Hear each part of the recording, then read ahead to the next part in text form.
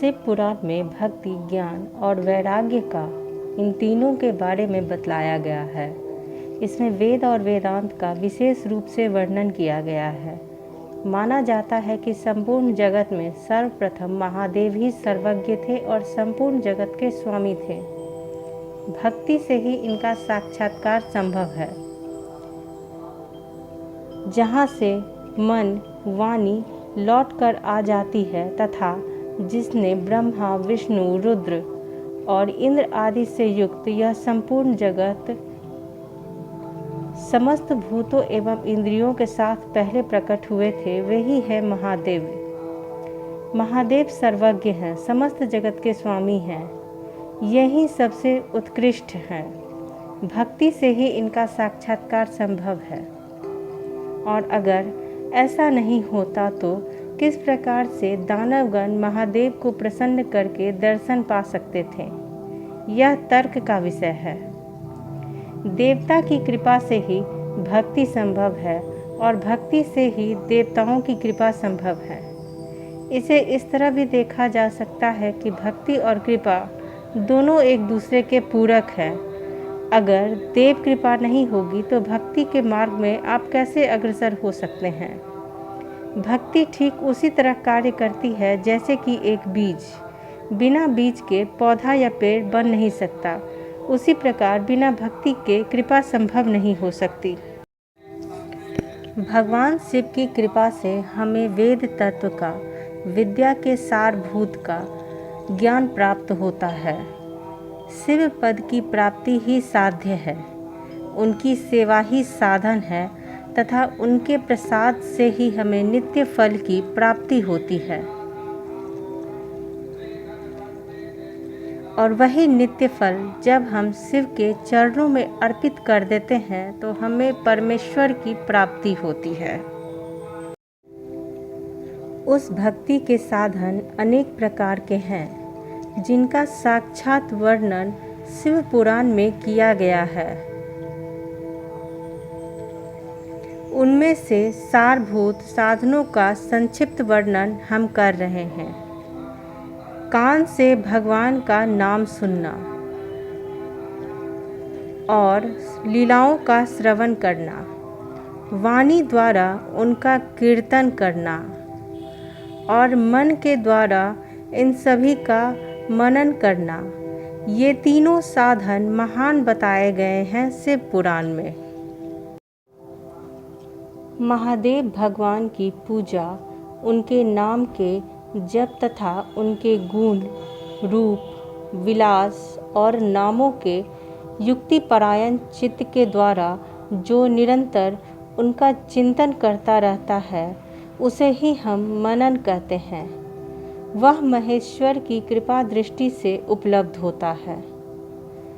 उसे समस्त श्रेष्ठ साधनों में प्रधान या प्रमुख कहा गया है।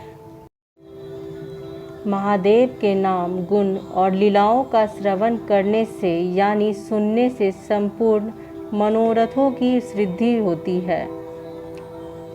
जिस क्रियाओं को हम कभी भी प्रत्यक्ष दर्शन नहीं कर सकते, उसे हम कानों के द्वारा सुन सकते हैं। पहला साधन श्रवण को ही बतलाया गया है, जिससे धीरे धीरे महादेव की कृपा प्राप्त होती है। एक बार की बात है, पराशर मुनि के पुत्र व्यास देव जी सरस्वती नदी के किनारे तपस्या में लीन थे। तब भगवान सनत कुमार ने उन्हें प्रसन्न होकर महादेव के बारे में बतलाया और भगवान की शिव चर्चा के बारे में भी बतलाया। सनत कुमार जी ने बतलाया कि पूर्व काल में मैं दूसरे साधनों के भ्रम में पड़कर घूमता घामता मंदराचल पर्वत पर जा पहुंचा और वहां तपस्या करने लगा।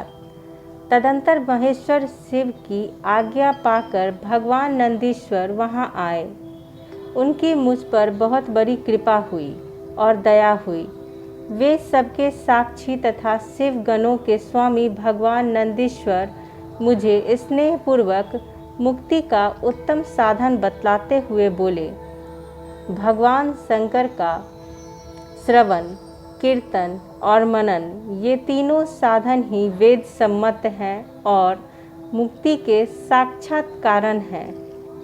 यह बात स्वयं भगवान शिव ने मुझसे कही है। अतः ब्राह्मण, तुम श्रवण आदि से तीनों साधनों से ही अनुष्ठान करो। व्यास जी को बार बार ऐसा कहकर ब्रह्मपुत्र सनत कुमार परम सुंदर ब्रह्मधाम को चले गए और इस प्रकार से महर्षि वेद व्यास जी को मुक्ति प्राप्त हुई। प्राचीन ग्रंथों के अनुसार महर्षि वेद व्यास स्वयं ईश्वर के स्वरूप माने जाते थे। आज भी कुरुक्षेत्र के समीप व्यासपुर यानी विलासपुर यमुना नगर में महर्षि वेद व्यास जी की तपस्वी स्थली, महर्षि वेद व्यास जी का मंदिर और पवित्र श्री व्यास सरोवर है, जो माँ सरस्वती नदी के तट पर स्थित है, जिसका वर्णन धार्मिक ग्रंथ महाभारत और स्कंद पुराण में भी वर्णित है।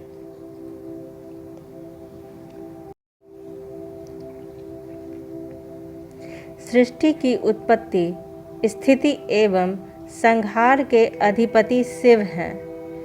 शिव का रूप ही सौम्य है और शिव का रूप ही रौद्र है। हमें महादेव के सौम्य रूप की चर्चा करनी चाहिए और सौम्य रूप का ही पूजा करनी चाहिए।